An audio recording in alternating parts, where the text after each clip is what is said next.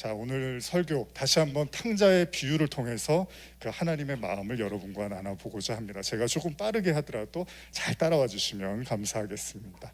자, 이 탕자의 비유를 보면 누가복음 15장을 보시면은 예수님께서 비유를 설명하시는데 그 15장의 내용이 다 뭐냐 하면 회개와 관련된 비유입니다. 그리고 그 첫 번째가 뭐냐 하면 여러분들이 잘 아시는 잃어버린 한 마리의 양을 찾아서 떠나는 목자 이야기, 여러분들 잘 아시죠? 그리고 두 번째 비유는 혹시 뭔지 아십니까? 10드라크마의 비유입니다. 그리고 세 번째는 우리가 오늘 나누게 될 탕자의 비유, 이게 누가복음 15장에 이렇게 기록이 되어 있는데요, 이 이야기들의 주제는 사실은 각 비유의 마지막 절을 보면 이미 다 나와 있습니다. 그렇죠? 그래서 첫 번째 잃어버린 양의 비유를 한번 보시면, 아까 목사님이 읽어주셨는데 다시 한번 읽어볼까요? 15장 7절입니다.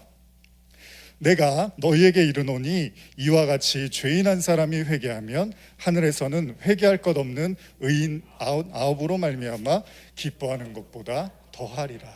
그렇죠, 맞습니다. 이 이야기가 예수님이 반복해서 세 차례를 하시는데, 둘째 그 10드라크마의 비유도 보시면 같은 이야기를 하고 있습니다. 한번 또 읽어보겠습니다. 15장 10절입니다.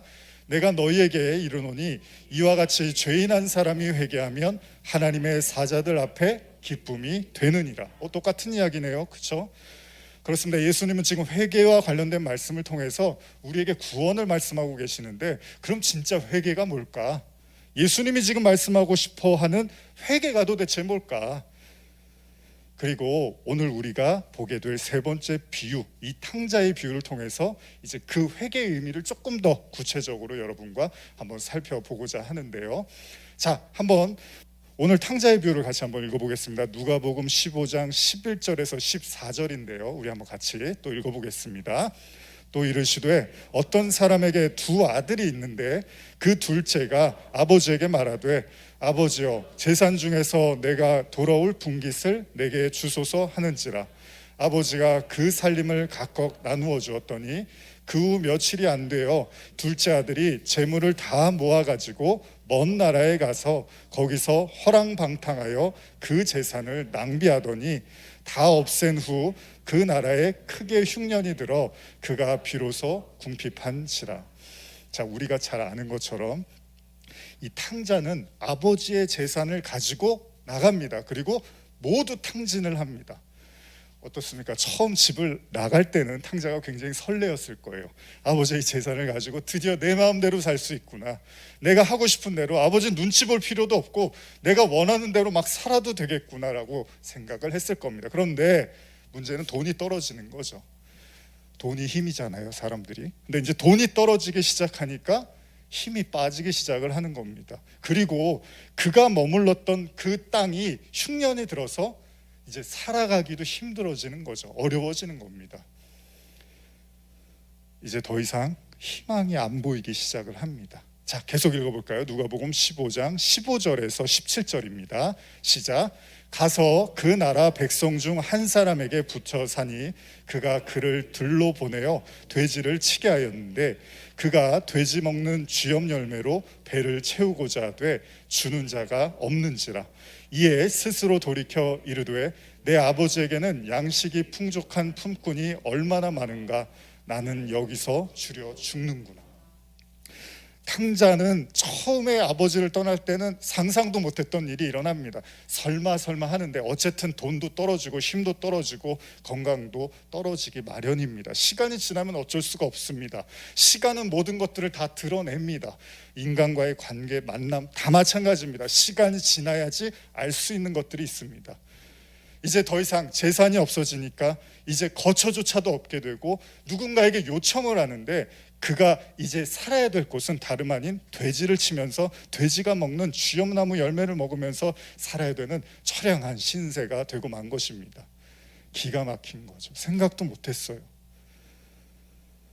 이럴 거라고는 생각을 못했던 거예요. 사람이 참 우습습니다. 그래서 어른은 어른인 것 같아요. 어르신들은 알아요. 근데 젊은 사람들은 그 순간만, 그 앞에 있는 것들만 볼 때가 있잖아요. 저도 젊지만 결국은 시간이 지나니까 모든 것들이 다 소진이 되고 탕자는 너무나 기가 막힌 상황에 처하게 됩니다. 계속 읽어보겠습니다. 15장 18절에서 19절입니다. 내가 일어나 아버지께 가서 이르기를 아버지 내가 하늘과 아버지께 죄를 지었사오니 지금부터는 아버지의 아들이라 일컬음을 감당하지 못하겠나이다. 나를 품꾼의 하나로 보소서 하리라 하고, 아버지를 떠나서 이제 모든 것을 잃어버린 이 탕자는 더 이상의 자신의 힘으로 버틸 수 없음을 이제 알게 되는 거죠. 이제서야 이제 생각이 나는 거예요. 내가 아버지한테 굉장히 잘못을 했구나. 이게 당연하다고 생각했는데, 아버지 아들인데 재산 좀 주세요, 나가서 좀 내 마음대로 살게요, 이게 당연하다고 생각을 했는데, 그가 돼지 지업 열매를 먹으면서 돼지우리에서 살게 되니까 그제서야 내가 큰 죄를 졌구나라는 생각을 하게 되는 거죠. 자신이 아버지의 아들이라고 불릴 어떤 자격도 없다는 걸 깨닫게 됩니다. 어찌됐건 간에 이제 탕자가 살 수 있는 유일한 길은 뭐죠? 다시 아버지께 돌아가야 되는 겁니다. 그거 아니면 이제 탕자가 어떻게 살아갈 방법이 없는 거예요. 계속 읽어보겠습니다. 20절에서 24절입니다. 이에 일어나서 아버지께로 돌아가니라. 아직도 거리가 먼데 아버지가 그를 보고 치근히 여겨 달려가 목을 안고 입을 맞추니 아들이 이르되 아버지 내가 하늘과 아버지께 죄를 지었사오니 지금부터는 아버지의 아들이라 일컬음을 감당하지 못하겠나이다 하나, 아버지는 종들에게 이르되 제일 좋은 옷을 내어다가 입히고 손에 가락지를 끼우고 발에 신을 신기라. 그리고 살찐 송아지를 끌어다가 잡으라. 우리가 먹고 즐기자. 이 내 아들은 죽었다가 다시 살아났으며 내가 잃었다가 다시 얻었노라 하니 그들이 즐거워하더라. 탕자가 어떤 생각을 하냐면, 이제 내가 아들이 아니어도 됩니다. 그냥 저를 받아만 주시면 좋겠습니다, 아버지. 저를 그냥 종처럼 부리셔도 상관없습니다라는 생각을 하고 아버지의 집으로 갑니다. 그리고 이내 성경은 놀라운 광경을 보게 되죠. 그게 뭡니까? 아버지가 자기를 받아들이는 그 태도와 모습에 탕자가 굉장히 놀라게 됩니다. 아버지가 자기를 보자마자 먼 거리에서 달려오면서 아들을 보고 한 걸음에 끌어안고 입을 맞추고 그를 안아주더라는 겁니다. 상상도 못했던 일입니다. 당황한 아들은 자신의 죄를 고백하고 생각했던 그대로 말을 합니다. 저는 아버지의 아들이라고 불릴 수 있는 그 어떤 자격도 없습니다. 아버지, 죽일 놈입니다. 이런 고백을 하는 거예요. 근데 아버지는 아랑곳하지 않습니다. 몽둥이는커녕 따끔한 훈계나 장문의 설교를 좀 하셔야 되잖아요. 야, 너 그럴 줄 알았어. 뭐 얘기를 하셔야 되는데 아무 말도 안 하시는 거예요. 그냥 어려운 삶으로 지쳤을 그 아들에게 제일 좋은 옷을 입히고 손에 가락지를 끼우고 신을 신기면서 심지어 살찐 송아지를 잡아다가 잔치를 벌이더라는 겁니다. 그야말로 상상도 못한 광경이 펼쳐지고 만 겁니다. 이때 탕자의 아버지가 돌아온 탕자를 보면서 이런 표현을 합니다. 같이 한번 읽어볼까요? 15장 24절입니다. 이 내 아들은 죽었다가 다시 살아났으며 내가 잃었다가 다시 얻었노라 하니 그들이 즐거워하더라. 이 구절을 여러분들이 잘 기억해 두실 필요가 있습니다. 왜냐하면 이 말씀은 탕자의 비유의 맨 마지막 구절에서 한 번 더 등장을 하고 있습니다. 중요하다는 얘기죠. 반복된다는 건. 그렇습니다. 탕자의 비유는 정말로 탕자를 향한 그 아버지의 사랑이 얼마나 크고 위대한지를 참으로 감동적으로 우리에게 보여주고 있습니다. 정말 아름답죠. 정말 위대합니다. 그런데 이제 이야기가 이렇게 끝나면은 참 은혜가 되는 거예요. 문제는 갑자기 탕자의 형이 들어오면서 이야기가 순식간에 싸늘해집니다. 180도 바뀝니다. 그 형의 모습을 우리 한번 같이 보시겠습니다. 25절에서 30절입니다. 좀 깁니다. 같이 천천히 읽어보겠습니다. 맏아들은 밭에 있다가 돌아와 집에 가까이 왔을 때 풍악과 춤추는 소리를 듣고 한 종을 불러 이 무슨 일인가 물은데 대답하되 당신의 동생이 돌아왔음에 당신의 아버지가 건강한 그를 다시 맞아들이게 됨으로 인하여 살찐 송아지를 잡았나이다 하니 그가 노하여 들어가고자 하지 아니하거늘 아버지가 나와서 권한대 아버지께 대답하여 이르되 내가 여러 해 아버지를 섬겨 명을 어김이 없거늘 내게는 염소 새끼라도 주어 나와 내 벗으로 즐기게 하신 일이 없더니 아버지의 살림을 창녀들과 함께 삼켜버린 이 아들이 돌아오매 이를 위하여 살찐 송아지를 잡으셨나이다. 화가 났어요. 동생이 돌아온 날 형이 화가 났어요. 탕자가 돌아와서 엄청난 잔치 분위기였던 그 집이 순식간에 형으로 인해서 한기가 확 돕니다. 그렇습니다. 형은요, 탕자를 아무 조건 없이 아무 처벌이나 훈계도 없이 받아들이는 아버지가 이해가 안 가는 거예요. 아니, 이해할 수 없는 게 아니라 화가 납니다. 화가. 그래도 우리가 동생인데 돌아왔으면 좀 좋아야 되는데 성경은 그렇게 말 안 합니다. 지금 너무 화가 난 거예요, 형이. 그래서 아버지가 가자 그랬는데도 안 간대요. 안 들어오겠대요. 자, 그러면 질문. 도대체 왜 형은 이렇게 화가 났을까요? 물론 동생 탕자가 한 짓을 생각하면 밉기는 하겠지만 그래도 동생이 집에 들어왔으면 이렇게 냉정하게 말하면 안 되잖아요. 너무 노골적이잖아요. 아버지의 넓은 사랑을 통해서 구원의 은총을 받는 것과 같은 이 탕자는 이 탕자의 모습을 보고 이 형은 너무나 당황하고 이렇게 화를 냅니다. 탕자가 얼마나 민망했겠습니까? 자, 그러면 생각해 보는 거예요. 성경은 도대체 뭘 얘기하고 싶을까요? 이 탕자의 비유를 통해서 우리에게 뭘 얘기하고 싶은 걸까요? 아버지의 사랑만 얘기하면 돌아온 탕자로 끝나야 되잖아요. 그런데 왜 느닷없이 형이 나타나서 찬물을 끼얹으냐는 거예요. 왜 예수님은 이 비유를 우리에게 말씀하셨을까요? 탕자의 형은요, 어떻습니까? 동생처럼 무례하지 않습니다. 아버지의 재산을 가지고 나가지 않습니다. 마치 아버지의 재산을 탐하지 않는 것처럼 보입니다. 그는 계속 집에 머무르면서 아버지하고 함께 거하잖아요. 일도 합니다. 오늘 본문에서 한 가지 발견하는데 탕자의 형은요, 아버지와 함께 지냈지만 이거 하나는 있어요. 아버지가 어떤 분인지는 몰랐던 것 같아요. 그러니까 탕자를 받아주는 아버지를 보고서 당황을 하는 거예요.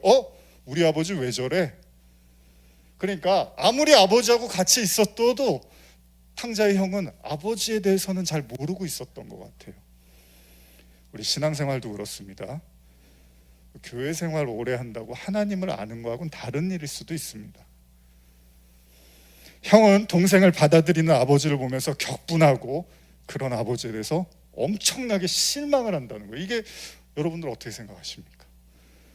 그럼 여러분, 탕자와 형과의 이 차이는 뭘까요? 여러분들이 생각하는 이 탕자와 형과의 차이는 뭘까요? 사실 아주 간단합니다. 집을 나간 탕자는요, 완벽하게 실패합니다. 아버지께 큰 죄도 졌고 완벽한 실패를 합니다. 그리고 뭘 깨닫죠? 자기가 어떤 인간인지를 알았어요. 이제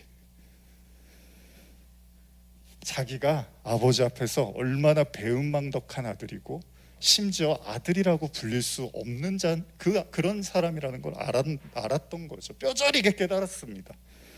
근데 형은 어떻죠? 형은 한 번도 아버지 앞에서 나쁜 아들이었던 적이 없었던 거예요. 그는요, 아버지의 말씀에 늘 충실했고 집에서 아버지를 따르느라고 부족함 없이 열심히 일했습니다. 다시 말하면 형은 스스로 자신의 아버지의 좋은 아들이라고 생각을 했던 거예요. 그렇기 때문에 형은 망나니 같은 동생을 받아들이는 그 아버지의 성품을 인정을 못하는 겁니다. 이유가 뭘까요? 왜 형은 늘 함께 지내던 아버지에 대해서 이렇게까지 격분하고 아버지를 이해하지 못했을까요? 왜 형은 그토록 아버지와 함께 있었음에도 불구하고 아버지가 어떤 사람인지도 모르고 있었던 거예요. 그래서 이렇게 화가 나고 당황을 하고 있다는 겁니다. 사실 이게 신앙인들이 하나님께로 나가는데 큰 걸림돌이 되는데요, 예를 들자면요, 잘 들어보세요. 형은요, 형의 관심은 자신의 아버지가 어떤 분인가가 중요하지가 않습니다. 형의 관심은 내가 얼마나 괜찮은 아들인가가 중요한 거예요. 이해가셨나요? 그 형의 관심은 아버지하고 같이 살면서 아버지가 어떤 분인지를 전혀 모르고 나는 참 좋은 아들이야 이러고 있는 거예요. 그래서 큰아들은요, 꼬박꼬박 내가 아버지의 말씀을 잘 따르던 일들만 기억하는 거예요. 우리 이렇게 상대방하고 얘기하다 보면 나 잘한 것만 계속 이렇게 얘기하기도 하고 듣기도 하잖아요. 또 사람이 힘들면, 저도 그렇지만 뭔가 예전에 저도 개척교회하고 힘들면 자꾸 제가 잘한 기억만 떠올려요. 뭔가 일이 잘 안 풀리고 어려운 것 같으면 그래도 내가 옛날에 이랬지, 그래도 내가 옛날에 이렇게 했었지. 그래서 사실 그런 게 또 위로가 되기도 하잖아요. 어쨌든 간에 이 큰아들은요, 꼬박꼬박 자기가 아버지의 잘 따랐던 그 기억들을 생각하는 거죠. 내가 아버지를 위해서 이런 일도 했지, 내가 아버지를 위해서 저런 일도 했잖아. 난 정말 변함없이 순수한 마음으로 아버지를 위해서 최선을 다했어. 하나씩 하나씩 기억하고 쌓아두는 거죠. 그리고 이렇게 쌓아둔 자신의 선행은요, 결국 탕자의 비유의 마지막 순간에 아버지하고 싸울 수 있는 무기가 돼버린 거죠. 내가 얼마나 괜찮은 아들인데 지금 아버지 이러십니까? 이렇게 되는 거예요. 다시 한번 28절에서 30절을 보면요, 한번 읽어볼까요? 시작. 그가 노하여 들어가고자 하지 아니하거늘 아버지가 나와서 권한대 아버지께 대답하여 이르되 내가 여러 해 아버지를 섬겨 명을 어김이 없거늘 내게는 염소 새끼라도 주어 나와 내 벗으로 즐기게 하신 일이 없더니 아버지의 살림을 창녀들과 함께 삼켜버린 이 아들이 돌아오매 이를 위하여 살찐 송아지를 잡으셨나이다. 탕자의 형은요, 지난 시절에 아버지에 대한 그 자신의 모든 순종과 선행이 결국은 아버지에 대한 더 큰 실망을 하게 되는 요소가 되어버린 거예요. 그리고 그것은요, 자신이 아버지보다 더 의롭다는 것을 증명하기 위한 무기가 되어버린 거예요.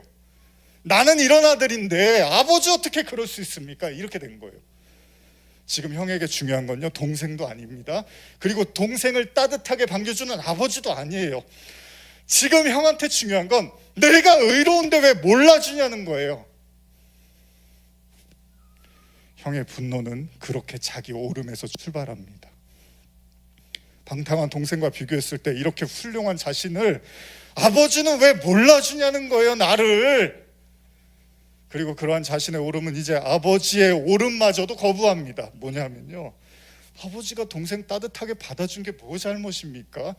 근데 그것도 필요 없다는 거예요. 그것도 아무것도 아니라는 거예요. 아버지가 의롭든 옳든 나는 관심 없어요. 내가 옳잖아요, 내가. 이렇게 된 거예요. 실제로 성경을 보면요, 예수님께서 마지막에 심판에 대한 비유 설명을 하시는데 여기도 이런 내용이 나옵니다. 한번 들어볼까요? 마태복음 25장 31절에서 33절입니다. 읽어보겠습니다. 인자가 자기 영광으로 모든 천사와 함께 올 때 자기 영광의 보좌에 앉으리니 모든 민족을 그 앞에 모으고 각각 구분하기를 목자가 양과 염소를 구분하는 것 같이 하여 양은 그 오른편에 염소는 왼편에 두는 심판이에요. 여러분, 무서운 메시지입니다. 예수님은 마지막 심판에 관한 말씀을 이렇게 하시는데 한번 그 이후에 34절 36절까지 읽어보겠습니다. 그때 임금이 그 오른편에 있는 자들에게 이르시되 내 아버지께 복을 받을 자들이여 나와 창세로부터 너희를 위하여 예비된 나라를 상속받으라. 내가 줄일 때에 너희가 먹을 것을 주었고 목마를 때에 마시게 하였고 나그네 되었을 때에 영접하였고 헐벗었을 때에 옷을 입었고 병들었을 때에도 돌봤고 옥에 갇혔을 때에 와서 보았느니라. 예수님이 이제 구원받을 사람들, 양들에 대한 이야기를 하는데 뭐죠? 자신이 줄일 때 목마르고 나그네 되고 헐벗고 병들고 옥에 갇혔을 때 도와줬다는 거예요. 근데 양이 뭐라고 하는지 아십니까? 구원받는 양들이 뭐라고 하냐면 37절에서 39절입니다. 시작. 이에 의인들이 대답하여 이르되 주여 우리가 어느 때에 주께서 줄이신 것을 보고 음식을 대접하였으며 목마르신 것을 보고 마시게 하였나이까? 어느 때에 나그네 되신 것을 보고 영접하였으며 헐벗은 것을 보고 옷 입혔나이까? 어느 때에 병드신 것이나 옥에 갇히신 것을 보고 가서 배웠나이까 하리니. 뭐라고 하죠 지금? 예수님은 너희가 너무 좋은 일 많이 해서 구원받는 거야 이렇게 하는데 양들이 뭐라 그러냐면 아니, 주님 우리가 한 게 없는데요? 이렇게 말을 하는 거예요. 아니 우리가 구원받을 만한 뭐 한 게 없습니다. 그때 임금님이 말합니다. 40절인데요 25장 40절 시작. 임금이 대답하여 이르시되 내가 진실로 너희에게 이르노니 너희가 여기 내 형제 중에 지극히 작은 자 하나에게 한 것이 곧 내게 한 것이니라 하시고. 자, 어쨌든 이 사람들은 구원하시겠다는 거예요. 예수님은요 작은 자라는 표현을 쓰면서 그들에게 행한 것이 나에게 한 것이야 이렇게 말씀을 하세요. 자, 그 다음에 이제 문제가 또 시작됩니다. 그 다음 이제 구원받지 못하는 염소, 천국에 들어갈 수 없는 자들에게 말씀하십니다. 41절에서 43절인데요 이것도 읽어보겠습니다. 시작. 또 원편에 있는 자들에게 이르시되 저주를 받은 자들아 나를 떠나 마귀와 그 사자들을 위하여 예비된 영원한 불에 들어가라. 내가 줄일 때 너희가 먹을 것을 주지 아니하였고 목마를 때 마시게 하지 아니하였고 나그네 되었을 때 영접하지 아니하였고 헐벗었을 때 옷 입히지 아니하였고 병들었을 때와 옥에 갇혔을 때 돌보지 아니하였느니라 하시니. 자, 이 사람들은 이제 구원을 못 받는 거예요. 임금님의 그 말을 듣고 염소들이 굉장히 당황을 합니다. 아니 나는 한 번도 선행을 그친 적이 없었는데 지금 임금이 너무나 현실과 다른 이야기를 하고 있는 겁니다. 그래서 임금의 말이 끝나기만을 기다리던 염소가 이렇게 말합니다. 44절 한번 보겠습니다. 시작. 그들도 대답하여 이르되 주여 우리가 어느 때에 주께서 줄이신 것이나 목마르신 것이나 나그네 되신 것이나 헐벗으신 것이나 병드신 것이나 옥에 갇히신 것을 보고 공양하지 아니하더이까. 우리는 했는데요. 아니 안 했다고 하는 사람들한테는 했다 그러고 구원해 주시고 했다고 하는 사람들한테는 안 했다 그러고 구원을 안 해주시는 거예요. 이 기가 찰 노릇입니다. 염소들이 그동안의 자신의 인생을 생각해 보면 단 한순간도 선행을 그치지 않았는데 주인을 위해서 최선을 다했는데 모든 어려움과 희생을 감수해서라도 돌보고 최선을 다했는데 이 임금님의 심판이 너무 부당한 거예요. 단 한 번도 구원이라는 것이 자신들하고 멀다라고 생각한 적이 한 번도 없었는데 임금이 아니라는 거예요. 여러분 이게 중요한 겁니다. 내가 구원을 받았다고 그냥 이렇게 신념으로 믿는 거하고요. 나중에 여러분 심판대 앞에서 뭐 정말 우리가 죽었는데 그런 심판대가 있다면 거기서 하나님이 난 너 아닌데? 그럼 끝인 거잖아요. 나는 받았어라고 믿었는데 하나님이 나는 아니야 너. 그럼 거기서 끝나는 거예요. 그렇잖아요. 여기처럼 지금 아니 왜 아니에요? 아니 제가 다 했잖아요. 하나님 원하는 대로 다 했잖아요. 아니 나는 아니야. 근데 그럼 그냥 끝인 거예요. 거기서. 성도의 구원은 정말로 진지하게 우리가 끊임없이 말씀을 통해서 우리를 점검해 봐야 될 문제라는 겁니다. 그래서 예수님도 그러죠. 마지막 때에 대해서 나는 너를 몰라. 그런 얘기가 있잖아요. 성경에. 제가 예언했는데요. 선교했는데요. 봉사했는데요. 나는 널 몰라. 그럼 그냥 끝인 거예요. 그걸로. 기가 찰 노릇입니다. 한 번도 생각해보지 않았는데 갑자기 이 무슨 날벼락입니까? 당자의 형처럼 그들이 임금의 심판에서 내놓을 수 있는 것은 완벽할 만큼 최선을 다했던 자신의 인생이었습니다. 우리가 언제 거역한 적이 있습니까? 우리가 언제 임금의 명을 따르지 않았던 적이 있습니까? 우리가 왜 지금 이런 얘기를 들어야 됩니까? 임금님. 그런데 임금의 대답은 양들에게 하신 말씀과 유사한 내용으로 마칩니다. 45절입니다. 마태복음 25장 45절 시작. 이에 임금이 대답하여 이르시되 내가 진실로 너희에게 이르노니 이 지극히 작은 자 하나에게 하지 아니한 것이 곧 내게 하지 아니한 것이니라 하시니라. 그렇습니다. 우리가 이 내용을 읽으면서 한 가지 오해하지 말아야 될 거는 그래 선행을 많이 해야지 천국에 갈 수 있지 그러니까 작은 자에게라도 선행을 하면 천국에 들어갈 수 있을 거야라는 식의 단순한 생각으로 해서는 안 됩니다. 누구나 다 아는 것처럼요 인간의 선행을 가지고 받을 수는 없습니다. 성경은 그렇게 말하지 않습니다. 그러니까 이거는요 단순히 선행을 했느냐 하지 않았느냐의 정도의 차이를 말하고 있는 것이 아닙니다. 그렇다면 임금이 선행한 자들을 향해서 그렇게 말씀하시면 안 되잖아요. 왜냐하면 그 사람은 다 했다 그러잖아요. 했으니까 했다고 한 건데 아니라고 하시잖아요. 그럼 우리는 생각할 겁니다. 혹시 염소들이 심판받은 이유는 이런 걸까? 그들이 열심히 선행은 했는데 우리가 말하는 것처럼 왼손이 한 걸 오른손이 모르게 해야 되는데 나팔을 불고 다녔나? 자기가 잘한 것들을. 그러니까 그들의 죄는 좋은 일을 하고 남들에게 떠벌려서 상을 못 받은 걸까? 라고 생각할 수 있다는 겁니다. 만일 성경이 그런 이야기를 하고 싶은 거라면 탕자의 비유에서 못된 짓을 많이 한 탕자는 지옥에 가야 돼요. 그렇죠? 탕자는 못된 짓밖에 한 게 없어요. 아버지의 재산을 가지고 나가서. 그리고 묵묵히 아버지의 집에서 열심히 아버지와 함께 일하고 함께 했던 그 형은 칭찬받고 구원받아서 끝나는 게 맞습니다. 이게 우리가 잘 아는 인과율이잖아요. 인지상정이잖아요. 선한 사람은 복을 받고 악한 사람은 구원을 못 받는 거죠. 그러나 성경은 반대로 말하고 있지 않습니까? 여러분, 구원의 핵심이 뭘까요? 우리가 크게 착각할 수 있는 거, 여러분들이 생각하는 구원의 본질은 뭘까요?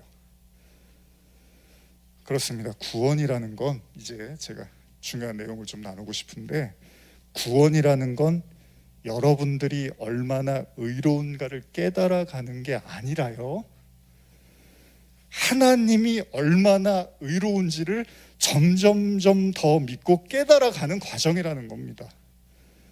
그리고 이것이 바로 바울의 로마서의 핵심이고, 그 바울의 그 성경 구절은 기독교의 종교개혁을 일으킬 만한 엄청난 구절이 된 거잖아요. 믿음으로 말미암는 의. 이건 뭐죠? 하나님이 그냥 믿음으로 의롭다고 해주시는 거잖아요.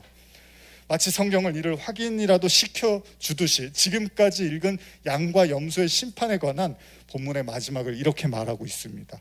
한번 읽어볼까요? 마태복음 25장 46절입니다. 시작. 그들은 영벌에, 의인들은 영생에 들어가리라 하시니라.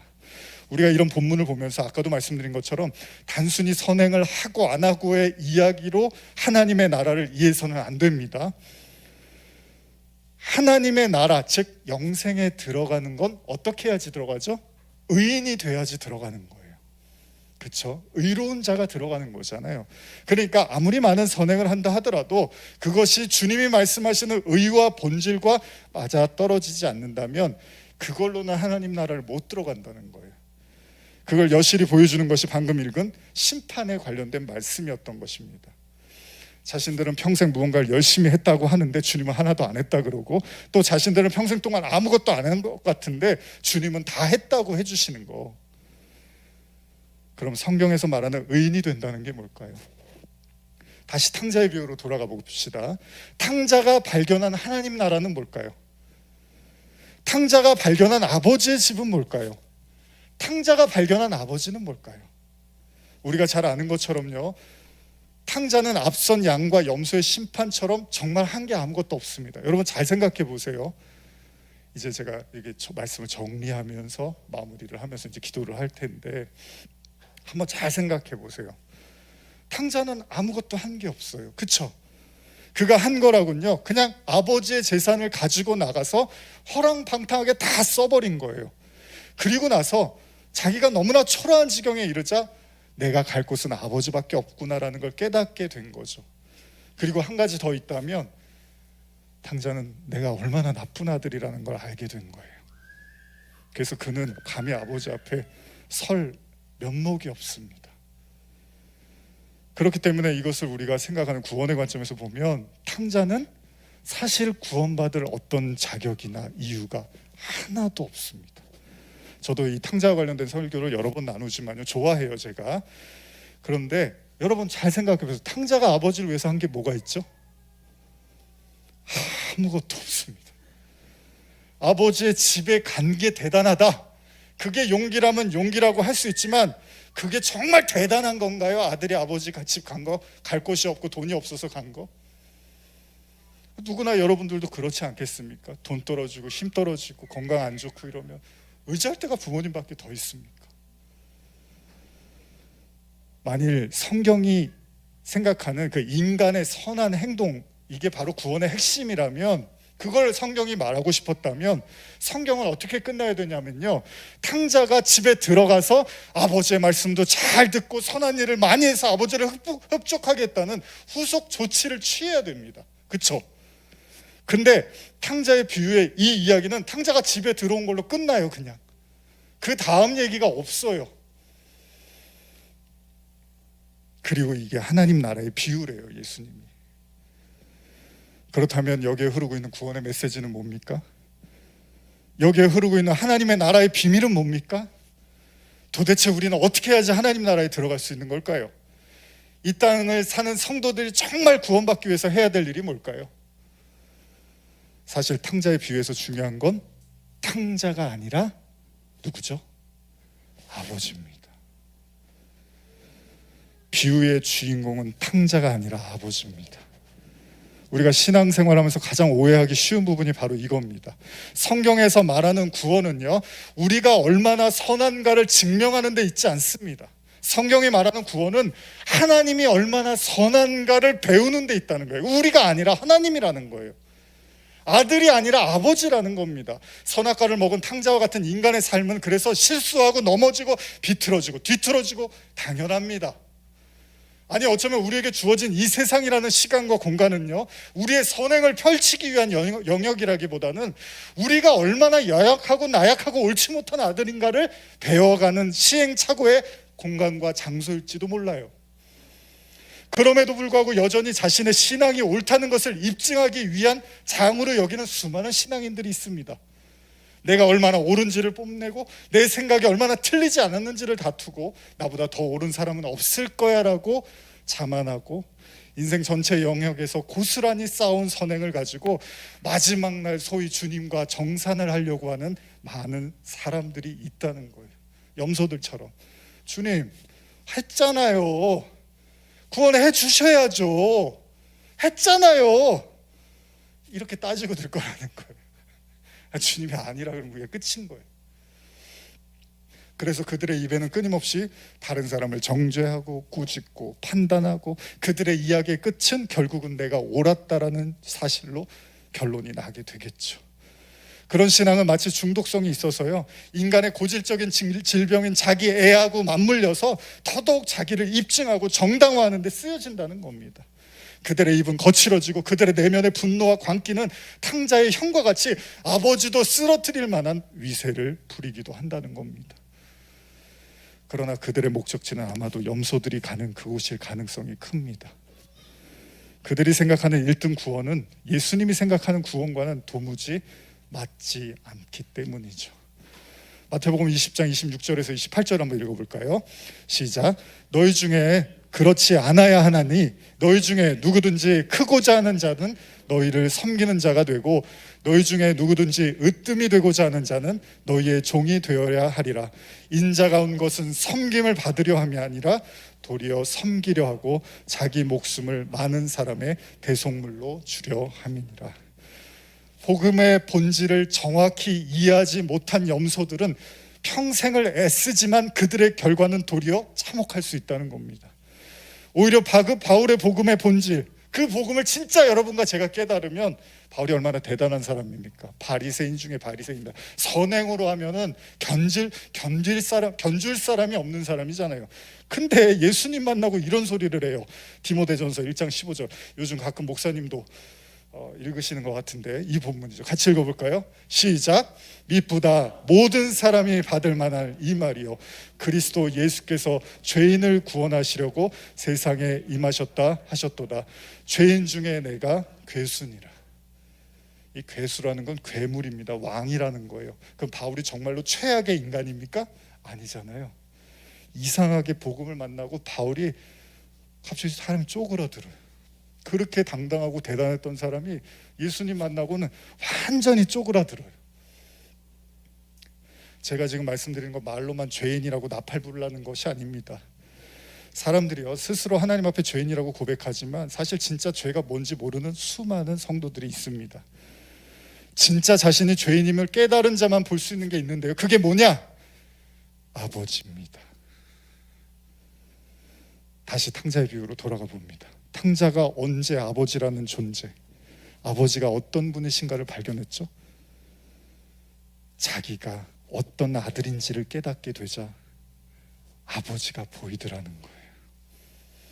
자기의 성품이 어땠는지를 깨닫게 되자 아버지의 무한한 성품이 보이더라는 겁니다.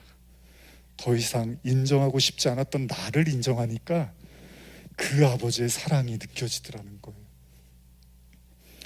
그러나 형은 끝내 아버지의 무한한 사랑을 발견하지 못합니다. 왜냐하면 그는 자신이 얼마나 의로운 아들인가에 대한 생각을 버리지를 못하고 있습니다. 아버지의 진정한 사랑을 담을 마음이 없는 거예요. 복음의 핵심은 무엇입니까? 구원의 핵심은 무엇입니까? 다시 말하면 탕자가 구원을 위해서 한 일이 무엇입니까? 딱 하나. 뭐죠? 그렇죠. 아버지가 누군지를 알게 된 거예요.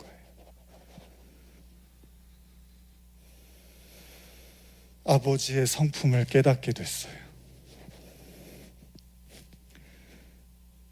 그러나 자신의 성실과 자신의 인내와 자신의 노력과 자신의 순종과 자신의 선함을 꿋꿋이 지키고 있었던 형은 자기가 너무 고귀하다 보니까 세상을 뒤엎고도 남을 우주를 두루마리 삼고 바다를 먹물 삼아도 다 쓸 수 없는 하나님의 사랑이 안 보이더라는 겁니다. 그렇습니다.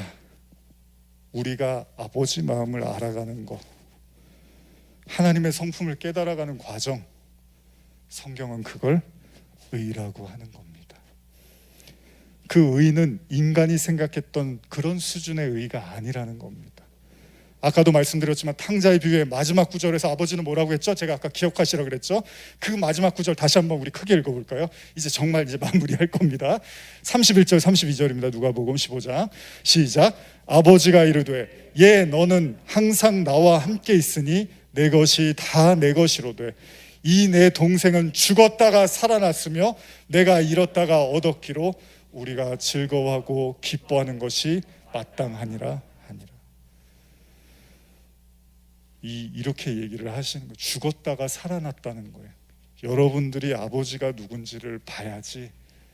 그러면 아버지가 여러분들 죽었다가 살아난 거라는 거예요. 우리가 십자가를 이야기할 때 죽음과 부활을 이야기하죠. 결코 무관한 얘기가 아닙니다. 이 얘기가 중요한 말씀입니다. 그러나 더 중요한 사실은 우리가 이걸 이렇게 해석할 수 있는데 아버지의 진정한 성품을 발견하지 못하는 삶, 그건 또 뭐예요? 그건 살아난 게 아니니까 그게 죽어 있는 거라는 거예요. 그러니까 탕자의 형은 죽어 있었던 거예요. 근데 탕자는 죽었다가 살아난 거예요. 부활을 한 거예요. 아버지를 만난 거예요.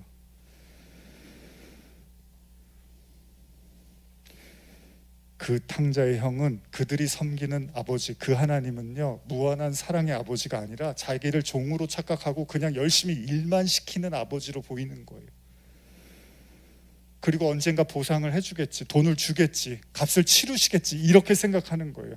우리가 그 하나님을 주인으로 생각하면요 우리는 끊임없이 하나님의 눈치를 보면서 죽는 날까지 그 아버지의 마음을 깨닫지를 못하게 될 겁니다. 자, 여러분들 어떠십니까? 여러분들은 탕자의 비유처럼 죽었다가 살아난 아들입니까? 아니면 아버지 곁에서 최선을 다하고 아버지가 누군지도 모르고 있는 아들입니까? 다시 처음으로 돌아가서 누가복음 15장은 뭐에 대한 말씀이라고 그랬죠? 회개에 대한 말씀으로 예수님이 비유하신 거죠. 자, 그렇다면 아마도 오늘 이 설교를 잘 들으셨다면 예수님이 말씀하시고자 하는 회개의 의미를 여러분들은 조금 더 이해하실 수 있게 되리라 믿습니다. 아버지의 마음을 아는 거, 예배 왜 드립니까? 아버지의 마음을 아는 것, 줄여서 드리는 게 아니에요. 아버지의 마음을 아는 것, 나를 향한 그 버선발로 뛰어나와서 안고 목을 입을 맞추는 그 아버지의 사랑을 깨닫는 것이 제사고 예배입니다. 그것이야말로 저와 여러분들이 의로워질 수 있는 유일한 길임을 잊지 않으셨으면 좋겠습니다. 마지막 성경 구절 읽고 마치겠습니다. 호세아서 6장 3절 그리고 6절 말씀 같이 한번 읽어볼까요? 시작. 그러므로 우리가 여호와를 알자, 힘써 여호와를 알자. 그의 나타나심은 새벽빛 같이 어김없나니 비와 같이 땅을 적시는 늦은 비와 같이 우리에게 임하시리라 하시니라. 나는 인애를 원하고 제사를 원하지 아니하며 번제보다 하나님을 아는 것을 원하노라. 아멘.